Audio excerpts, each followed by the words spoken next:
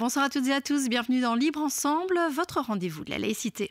Étendre le cours de philosophie et citoyenneté à 2 heures obligatoires par semaine au lieu d'1 heure aujourd'hui dans l'enseignement officiel, c'est l'objet des discussions d'un groupe de travail mis en place au sein du Parlement de la Fédération Wallonie-Bruxelles. Groupe de travail qui a auditionné pendant plusieurs semaines différents acteurs de l'enseignement. Les auditions se sont achevées cette semaine et nous avons décidé de revenir dans notre émission sur les arguments de celles et ceux qui ont plaidé pour l'élargissement à 2 heures obligatoires. Un impératif si on veut affronter les enjeux d'avenir tels que le vivre ensemble, l'égalité, la lutte contre les replis identitaires, contre l'extrême droite ou encore la désinformation. Libre Ensemble, Vinciane Colson, Jacques Nizat. Et nous avons le plaisir de recevoir donc 3 invités ce soir pour en parler. Déjà bonsoir à tous les 3. Tout d'abord, Véronique Dethier, vous êtes chargée de mission à la FAPEO, la Fédération des associations de parents de l'enseignement officiel. Joseph Thonon, président de la CGSP Enseignement. Et Benoît van der Merchen, secrétaire général du Centre d'action laïque. Vous avez été tous les 3 auditionnés donc, par cette commission parlementaire qui réunit tous les partis, majorité comme opposition. Et j'ai envie de commencer par vous, Benoît van der Merchen, parce que vous avez été auditionné cette semaine. Alors, le cours de philosophie et de citoyenneté a été mis en place en 2016 dans l'enseignement fondamental, en 2017 dans l'enseignement secondaire officiel. Et on va d'ailleurs rappeler que dans l'enseignement libre confessionnel, le cours n'est pas dispensé en tant que tel, mais que la matière est donnée, on va dire, de façon transversale à travers les cours. Alors, pourquoi, selon vous, Benoît van der Merchen, il est plus que temps de passer à 2 heures obligatoires? Si on devait sortir qu'un seul argument, là, en introduction, ce serait lequel?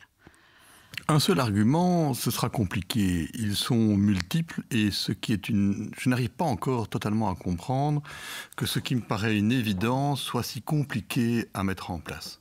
Il suffit d'ouvrir un journal, d'allumer sa télévision ou son poste de radio pour se rendre compte qu'on est quand même dans un monde complexe, avec des crises multiples qu'il est nécessaire de décoder et avec surtout une société du zapping, de l'immédiateté, une absence de nuances. Et je pense qu'aujourd'hui, plus que jamais, il faut donner à notre société, et principalement à ces jeunes, les outils pour arriver à comprendre ce monde, arriver à le décrypter et leur donner aussi les leviers pour pouvoir être des acteurs citoyens pleins et entiers.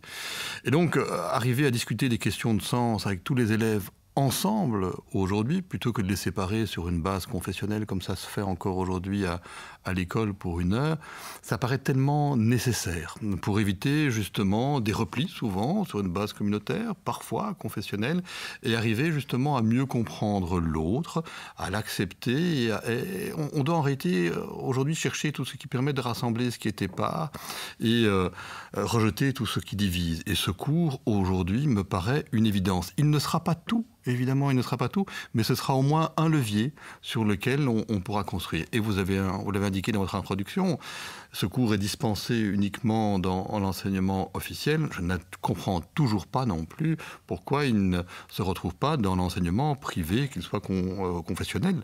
Parce que pour moi, la position de principe que l'on doit défendre, c'est l'intérêt de notre société en général, c'est l'intérêt de tous les élèves.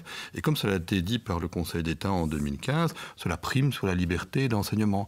Alors aujourd'hui, le Parlement discute, c'est très bien, mais des rapports sur cette question, il y en a déjà eu de multiples. Il est temps d'aller de l'avant et d'agir. Il est temps d'agir.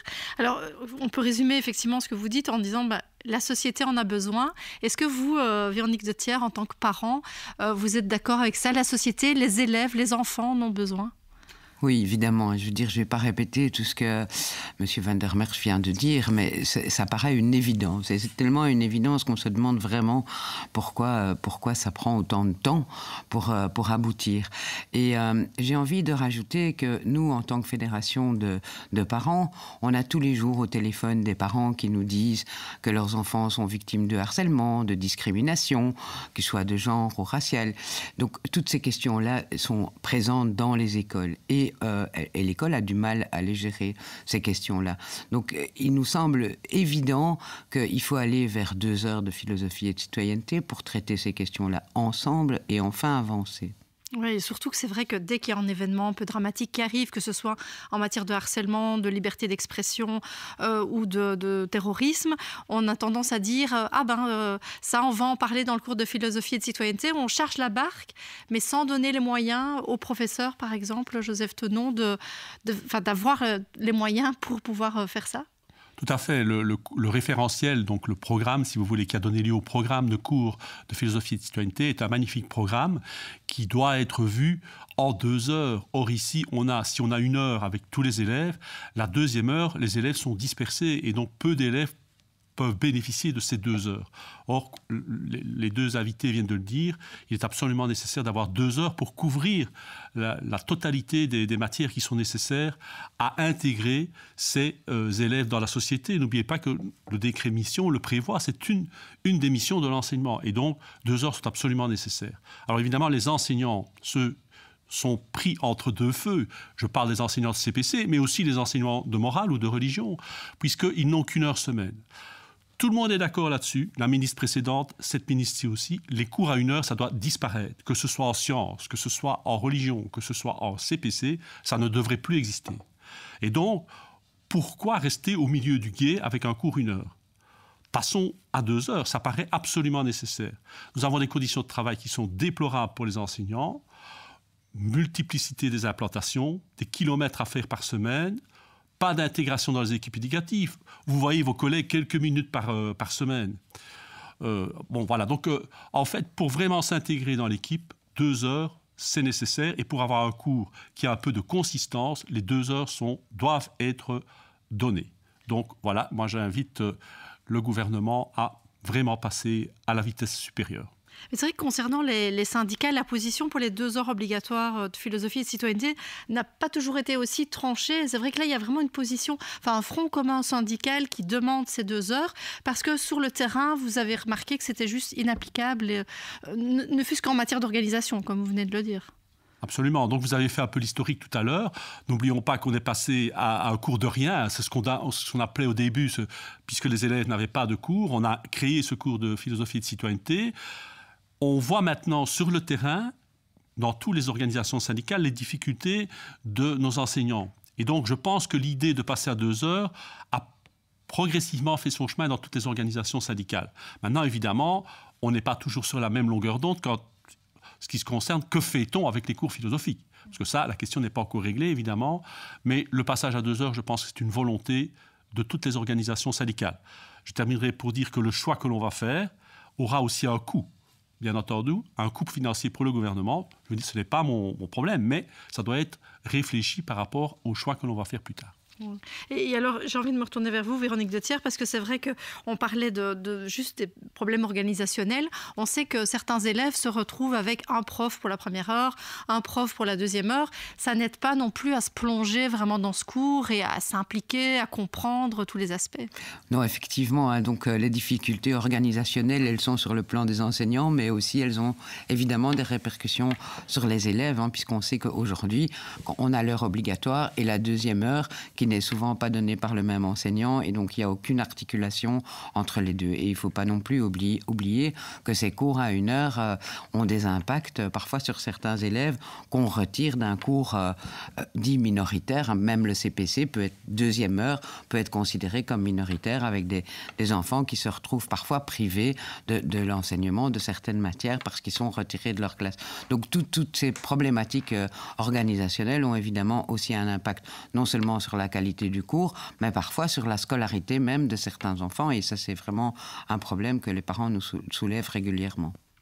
Alors, je vous propose d'écouter un professeur de philosophie et de citoyenneté. Il s'appelle Pierre-Stéphane Lebluy. Il est membre de l'association des professeurs de cours de philosophie et de citoyenneté. Donc, association qui a d'ailleurs été auditionnée cette semaine aussi au Parlement de la Fédération Wallonie-Bruxelles. Et alors, on l'avait reçu dans notre émission il y a quelques semaines. Et il commençait par nous dire que traiter des sujets aussi délicats que la liberté d'expression, les inégalités de genre ou l'extrême droite, en 1 heure, c'était effectivement très compliqué. On l'écoute. C'est très compliqué. Et surtout, 50 minutes, quand on rentre, on a déjà 10 minutes dans la vue. Il y a 24 élèves qui doivent prendre la parole pendant le restant du temps. On a moins d'1 minute par élève. Enfin, c'est quasi une mission impossible. Et déconstruire, avec les petits groupes, j'y arrive. j'arrive à les conscientiser, mais sur un laps de temps qui va de court à moyen. Sur le long terme, la notion apprise dans ce cadre de débat s'étiole au fur et à mesure que le temps passe. Donc il faut y revenir. Alors y revenir, c'est prendre encore du temps sur un autre sujet éventuel pour essayer de reconstruire ce qu'on avait fait. Donc j'espère qu'ils vont avancer sur ces 2 heures de philosophie de citoyenneté. Franchement, je ne comprends pas que l'on puisse continuer à tergiverser sur ce sujet et que l'on mette autant de temps à se décider. Je ne comprends pas. C'est un peu hypocrite de ma part. Je ne comprends pas. Oui, je sais pourquoi on avance difficilement. Parce que derrière, il y a l'électorat et on joue là aussi une partition qui est très compliquée. Mais néanmoins, ils représentent l'avenir. Leur position va représenter l'avenir de l'enseignement et l'avenir de cette jeunesse. S'ils veulent une jeunesse qui soit capable d'avoir un minimum de sens critique, ils ne peuvent pas faire autrement. Je veux dire, c'est quand même, on vit une situation assez particulière. On a dans nos grilles des cours d'éducation physique, très bien, 2 heures. 2 heures d'éducation physique au minimum, parfois 3, ça dépend un peu des grilles. Et en philosophie et penser, on accorde 1 heure à penser, à réfléchir par soi-même. 2 heures d'un côté de sport, mais penser... Alors, pas penser, c'est ça qu'il faut. Mais c'est complètement dingue. J'espère que ces hommes et ces femmes politiques, ces mandataires politiques, de tout parti, quel qu'il soit, prendront toute la mesure de l'enjeu qui est là devant eux. Alors, Benoît van der Merchant, peut-être une réaction par rapport à ça. Est-ce que vous avez le sentiment que les hommes et les femmes politiques ont pris toute la mesure de l'enjeu ? C'est un dossier qui est normalement, comme on a pu déjà le dire, simple, évident, et pour lequel, effectivement, il y a une réticence politique que l'on sent pour s'investir là-dedans. Pour rappel, il n'a évolué que parce qu'il y a eu une décision de la Cour constitutionnelle. Sans ça, ça n'aurait toujours pas avancé. Je ne sais pas si c'est le spectre de la guerre scolaire qu'on agite à gauche et à droite, si c'est le poids de tel ou tel lobby qui joue encore, mais il y a là quand même une dynamique à courte vue qui, quelque part, reste décevante. Et comme je vous l'ai dit, des rapports parlementaires, puisqu'il y a un travail parlementaire qui se fait, il y en a déjà eu tout plein. Ici, tout le monde attend autre chose. Joseph Thonon a utilisé la formule d'être au milieu du gué. C'est un petit peu ça. On a le sentiment d'une solution tellement belgo-belge. Je fais un pas, je reste au milieu du gué. Je peux dire à certains, vous voyez, j'ai avancé. Et à d'autres, vous pouvez dire, vous voyez, j'ai pas tout à fait tout abandonné. Mais aujourd'hui, plusieurs années après, ça marque toutes ses limites. Il n'y a personne dans tous ceux qui ont pu être entendus au Parlement, même ceux qui souhaiteraient un maintien des cours de religion ou un retour en arrière. Il n'y a personne qui est content de la situation actuelle. Tout le monde sait que c'est intenable, à la fois sur le plan pédagogique et également sur le plan organisationnel. Et tout le monde sait que ça va être encore plus intenable dans les années qui viennent. Au niveau fédéral, il y a quand même une proposition pour la reconnaissance d'une conviction en plus, les bouddhistes. On parle bientôt des hindouistes. On se dit, tiens, on va en ajouter comme ça encore une couche. On va encore complexifier dans l'offre de ce que l'on peut permettre. Il y a également 2 familles politiques au gouvernement de la Fédération Wallonie-Bruxelles qui, au niveau fédéral, parlent de permettre le droit de vote dès l'âge de 16 ans. Alors forcément, si on permet à un jeune en secondaire de pouvoir voter autant qu'il soit formé, donc tout pousse à aller de l'avant.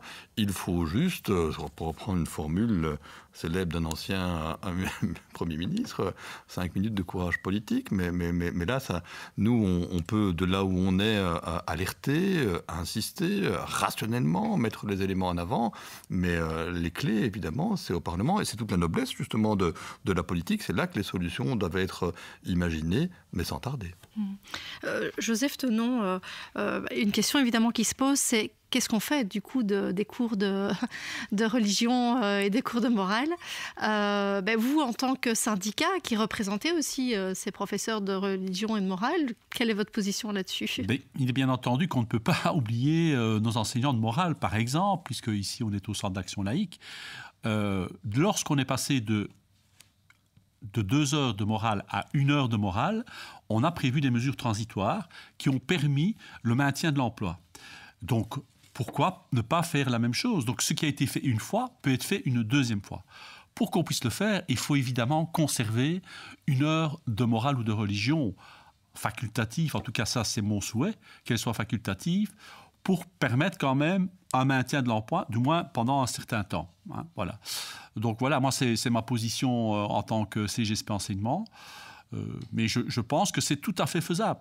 Encore une fois, on l'a fait, donc on peut le refaire. Voilà.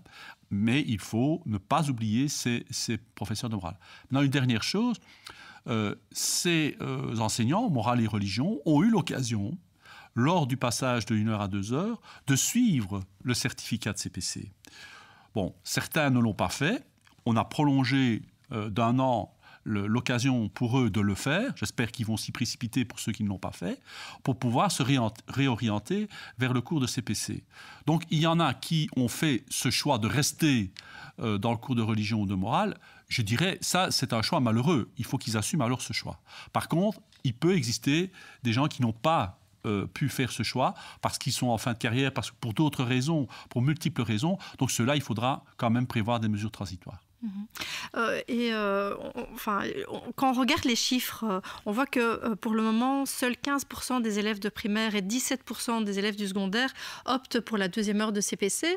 Et donc certains avancent comme argument de dire, ben voilà, mais si on retire ces cours, si on les rend facultatifs, qu'on les sort de la grille, on va atteindre au droit des élèves et aussi au droit des parents, à leur choix démocratique, puisque visiblement ils veulent garder cette heure de religion, de morale. Qu'est-ce que vous répondez à ça, Véronique Dethier? D'abord, c'est une interprétation un petit peu facile de se baser sur des chiffres, alors que c'est une pratique, je veux dire, où les parents n'ont pas vraiment le choix. On leur tend le formulaire et il faut remplir ce formulaire dès qu'on inscrit son enfant en première primaire. J'ai envie de dire que dans ce dossier, peut-être que ce qui est dommage, c'est que depuis le début, on a opposé, en fait, ce cours de philosophie et de citoyenneté à ces cours convictionnels engagés. Et évidemment, ça pose un problème dans la tête des parents. Le cours de philosophie et de citoyenneté, j'ai envie de rappeler, c'est un cours général, comme n'importe quel autre cours, comme la géographie, comme les mathématiques, comme le français. C'est un référentiel qui a été adopté par le Parlement. Donc, pour le moment, la situation est incompréhensible pour les parents, puisque ce qu'on leur propose, c'est quelque part de faire un 7e choix,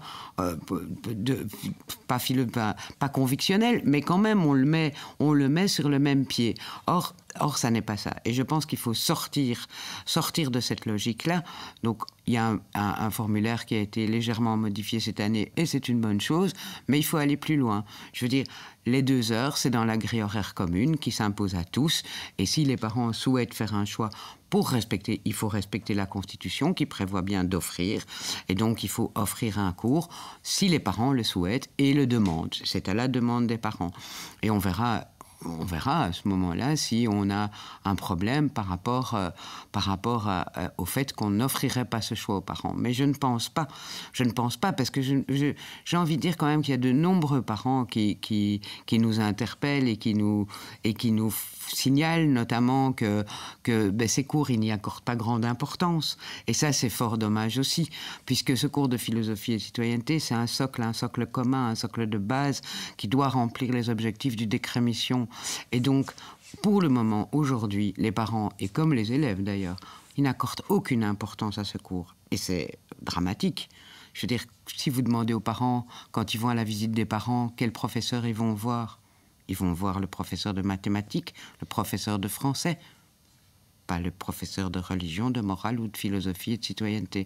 Pourtant, l'enjeu, il est là. Et vous parliez de la Constitution, mais c'est vrai qu'on sait que l'article 24 de la Constitution dit que les écoles doivent offrir jusqu'à la fin de l'obligation scolaire le choix entre l'enseignement d'une des religions reconnues et celui de la morale non confessionnelle. Comment on fait alors pour contourner, on va dire, cet article 24, Benoît van der Merchelen? D'abord, peut-être une petite réflexion complémentaire par rapport aux chiffres de fréquentation. Je pense que la manière dont le cours a été créé, c'était il y a très peu de temps. Le temps est une construction, justement. Et donc, il faut voir les choses, à mon avis, à plus long terme. Quand on commence avec un cours qu'on présente comme un cours de rien, c'est difficile de mobiliser. Il y a de cela 1 an, je me retrouve à l'école pour ma fille et on a la présentation du corps professoral par la directrice et elle présente le professeur du cours de rien dans une école communale de Bruxelles. Toujours aujourd'hui. C'était il y a 1 an. Et donc là, vraiment, gloups, on se dit, mais à quoi on joue, quoi, Donc évidemment, c'est pas en tout cas la dynamique la plus enthousiasmante, mais le contenu de ce cours, les vertus qui s'en dégagent, je pense qu'à terme, ça va forcément mener à un autre taux de fréquentation. Pour ce qui est de l'article 24 de la Constitution, là, je pense qu'il faut être très clair. Il n'y a personne, comme parti politique, dans ses programmes avant les élections de 2019, qui demande de le modifier. Il n'est pas soumis à révision. Donc l'offre des cours de religion pour qui en fait la demande, elle sera toujours là. Les modalités, la forme, ça c'est autre chose. Le Parlement attend, je pense, l'avis de constitutionnalistes, mais j'ai envie de dire, le choix, il a déjà été fait par le politique. Il y a de cela quelque temps, le gouvernement fédéral, le Parlement fédéral a adopté une législation qui abaisse l'âge de l'obligation scolaire de 6 à 5 ans. Ce qui veut dire qu'à partir de 5 ans, il y a un cours de religion de morale et une heure de philo de citoyenneté pour le gamin, puisque c'est dans le gamin ou la gamine, puisque c'est dans le programme. Il se fait que tout le monde n'a pas le bénéfice de ce cours, il n'est pas organisé pour tous, donc de facto, les autorités de la Fédération Wallonie-Bruxelles ont reconnu que les cours de religion de morale pouvaient être facultatifs, point barre. Donc un peu d'imagination. Je pense que le véritable problème que l'on a avec différents partis politiques qui sont un petit peu frileux, c'est qu'on liste tous les problèmes qui vont se poser. Alors que ces problèmes, ce sont juste des questions qui nous imposent de nous réinventer. Et moi, de là où je suis, c'est peut-être un petit peu simple, mais de la part des politiques, j'attends pas le mieux de lamentation, j'attends des solutions. Et c'est vrai que, par exemple, ces travaux, on voit qu'ils ont lieu à huis clos. Est-ce que c'est le signe aussi que c'est un sujet particulièrement tendu, particulièrement compliqué ? Enfin, comment est-ce que vous analysez le fait que tous ces travaux de cette commission ont lieu à huis clos ? On doit demander de le respecter, en tout cas. En tout cas, oui, effectivement, on nous a demandé de respecter le huis clos. Donc on ne pourra pas savoir ce qu'ils vous ont posé comme question. Vous ne pourrez pas savoir. Donc on est tenu au huis clos et à respecter le principe du huis clos. Oui, je pense que ce n'est pas un dossier simple et donc le huis clos a été préféré. Donc voilà, ça c'est le choix des politiques et ils ont toute la légitimité de faire ce genre de choix. Alors, on parlait tout à l'heure de l'enseignement libre confessionnel. Le Centre d'action laïque a mené une enquête il y a quelques semaines auprès de plus de 300 professeurs du réseau libre et officiel. Et près de 80% d'entre eux se montraient positifs à l'égard d'un cours de philosophie et de citoyenneté de 2 heures, et même dans le réseau libre confessionnel. C'est-à-dire que 36% des répondants dans le réseau libre confessionnel disaient qu'ils estimaient que ces 2 heures étaient indispensables, et 38% disaient que c'était intéressant. Donc ça veut dire que même dans le réseau libre confessionnel, on se rend compte de l'importance de ce cours. Moi, ça ne m'étonne pas. Les résultats ne m'étonnent pas. Et quand on discute avec le patron du CEGEC, à demi-mot, il reconnaît peut-être qu'il a fait une erreur en n'introduisant pas le cours de philosophie et de citoyenneté. Maintenant, ça va être compliqué de revenir en arrière. Et je ne sais pas, techniquement, à moins qu'on lui impose les 2 heures de philosophie de citoyenneté, parce qu'après tout, on l'a dit plusieurs fois aujourd'hui, c'est un cours comme le cours de maths ou comme le cours de français.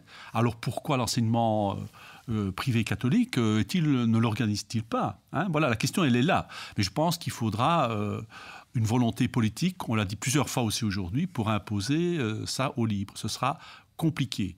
Mais allons-y par étapes. Ici, on est déjà dans la volonté d'avoir 2 heures dans l'officiel. Je pense que ce serait déjà très bien. Mais quand on aura ces 2 heures dans l'officiel, il faudra effectivement essayer de convaincre l'enseignement catholique de passer aussi à 2 heures de cours de philosophie de citoyenneté. Alors, on sait que le programme de ce cours, le référentiel de ce cours est très ambitieux. Il y a beaucoup de thèmes qui sont censés être traités. Et là, dans les discussions, on sait aussi que certains partis voudraient réintroduire un peu plus d'interconvictionnel. Est-ce que ce sera peut-être un enjeu aussi à l'avenir pour ce cours ? Est-ce que vous craignez peut-être qu'on modifie le référentiel actuel pour réintroduire de l'interconvictionnel ou du convictionnel dans le cours actuel ? L'interconvictionnel, c'est pas neuf. Il y a un projet qui date déjà de Marie-Dominique Simonet sur l'interconvictionnel. Moi, je trouve que le référentiel, il est extrêmement bien fait. Il aborde ces questions de manière anthropologique, sociologique et historique. Donc, il n'y a rien à rajouter à ce référentiel, en tout cas de notre point de vue, du point de vue de la FAPEO. Et oui, il y a un danger, très clairement, parce que certains voudraient s'engouffrer dans un dialogue interconvictionnel situé. Et là, évidemment, nous, à la FAPEO, c'est non. En plus, on se demande comment est-ce qu'on ferait si cette deuxième heure devenait une espèce d'heure où on mélangerait tous les enseignants des cours actuels et on mettrait... les élèves seraient obligés de le fréquenter parce que ce serait éventuellement dans le projet d'établissement signé par les parents. On se demande que ferait-on des enfants qui ont décidé alors de demander une dispense. Donc, moi, je cherche un peu la petite bête, mais je pense qu'effectivement, ce n'est pas du tout cohérent. Oui, la question se pose en tout cas. Benoît van der Merchant, sur cette idée d'interconvictionnel, sur cette réintroduction de l'interconvictionnel dans ce cours de philosophie et de citoyenneté. Véronique de Thiers l'a mentionné, il y aura des problèmes de type juridique qui se poseront, neutralité dans le cadre d'un cours général, la question du respect du choix des parents qui n'ont pas pris un cours de religion qui verrait débouler un prof de religion. Mais au-delà de ça, c'est évident que dans la société où on est, pour de la culture générale, c'est important d'avoir des éléments de connaissance, mais historiques, anthropologiques, sociologiques, des grands courants religieux. Ça ne peut qu'enrichir, c'est d'ailleurs prévu dans le programme de la deuxième heure. Pour autant, il ne faut pas nécessairement le point de vue de quelqu'un qui est situé et qui a la foi d'une manière ou d'une autre. Ça, je pense qu'il faut sortir de là. Sinon, effectivement, on va dénaturer ce cours de philo de citoyenneté. Je pense qu'aujourd'hui, ce dont il a besoin, c'est de crédibilité, et ça, c'est de la part du politique. Et ensuite, pour avoir fait et pratiqué très régulièrement l'interconvictionnel, je peux vous assurer que ce n'est pas toujours non plus ce qui élève le débat. Je pourrais vous citer de multiples anecdotes à ce sujet. On fait des rencontres humaines absolument passionnantes, mais et je vais en citer une. Je me suis retrouvé à ma première séance du Conseil consultatif des cours philosophiques, qui est un lieu où il y a de l'interconvictionnel, des inspecteurs, des représentants de culte et autres. Et Madame Marie-Dominique Simonet voulait un tronc commun pour les cours de religion et de morale. Et moi, j'arrivais benoîtement, je dis pourquoi pas enseigner la Déclaration des droits de l'homme. J'ai eu droit à un silence de mes interlocuteurs jusqu'à ce que l'un d'entre eux me dise c'est un texte imparfait. Je lui dis pourquoi imparfait, que se passe-t-il, est-ce que c'est un truc trop occidental? Non, il m'a dit tout est dans la Bible et la Torah. Droit à la vie, tu ne tueras point. Droit à ne pas subir d'adultère, tu ne prendras pas la femme d'autrui. Mon premier réflexe a été de lui expliquer que les droits de l'homme n'interdisaient pas l'adultère, puis je me suis rendu compte que je ne pouvais pas discuter avec lui parce qu'il a son texte et il n'en sort pas, et ça prime par rapport à toute considération d'intérêt général et de collectivité, c'est son intérêt particulier, mais là il n'y a plus moyen de discuter. Alors je dis pas qu'ils sont tous comme ça, mais je vous cite juste une expérience qui moi m'avait laissé quelque peu pantois. Mais donc c'est vrai, et pour affronter les enjeux de demain, c'est pas ça dont on a besoin? Non, enfin, non, je ne pense pas. Je pense que pour affronter les enjeux de demain, on a besoin d'assurer une formation à ces jeunes qui commencent dès le plus jeune âge et qui leur permettent d'être des citoyens émancipés. Et je veux dire, quand on parle du droit de vote à 16 ans, mais aussi quand on dit, aujourd'hui, on dit qu'ils sont majeurs pour aller se faire vacciner. Je veux dire, ce sont des choses importantes et donc ça veut dire qu'ils doivent pouvoir faire la part des choses, qu'ils doivent pouvoir s'informer, qu'ils doivent pouvoir décrypter l'information. Donc ils sont majeurs sexuellement aussi à 16 ans. Donc je veux dire, à un moment, l'école, elle a une mission à remplir et cette mission, c'est de former ces jeunes à être émancipés. Et ces 2 heures vont permettre de les former, en tout cas d'aider à les former. D'aider, en tout cas. Évidemment, ce n'est pas que le cours de philosophie et citoyenneté qui va pouvoir remplir cette mission-là. Dans d'autres cours aussi, évidemment, c'est excessivement important. Mais c'est un outil parmi d'autres et un outil essentiel, on l'aura compris en vous entendant aujourd'hui. Alors, la commission parlementaire a donc achevé ses auditions des acteurs de l'enseignement cette semaine. Les parlementaires de la Fédération Wallonie-Bruxelles attendent à présent l'avis des constitutionnalistes et une décision devrait être prise dans les prochains mois sur le passage donc de 1 à 2 heures obligatoires de philosophie et de citoyenneté.